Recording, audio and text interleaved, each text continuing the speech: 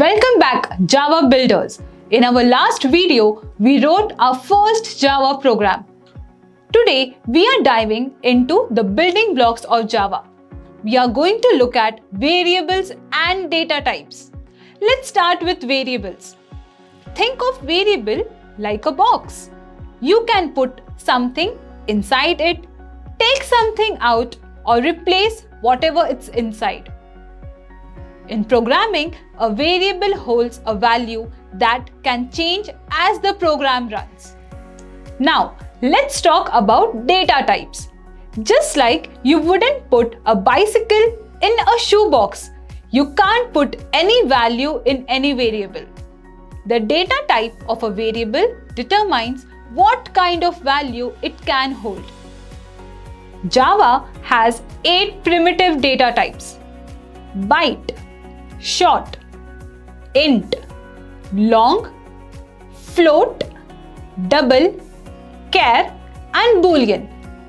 Each of these data types has a different size and a different range of values that it can hold. We will be talking about it in our forthcoming videos. For now, let's consider the example of an int data type.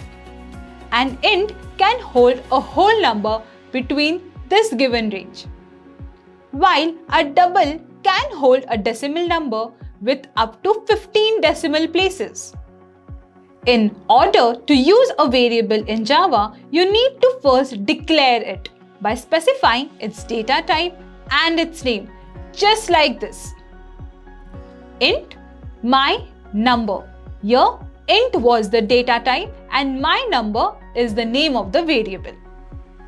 Then, you can also assign a value to the variable using the equal sign, just like this. My number equals to 5.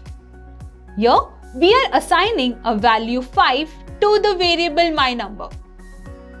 That's simply how a variable is created.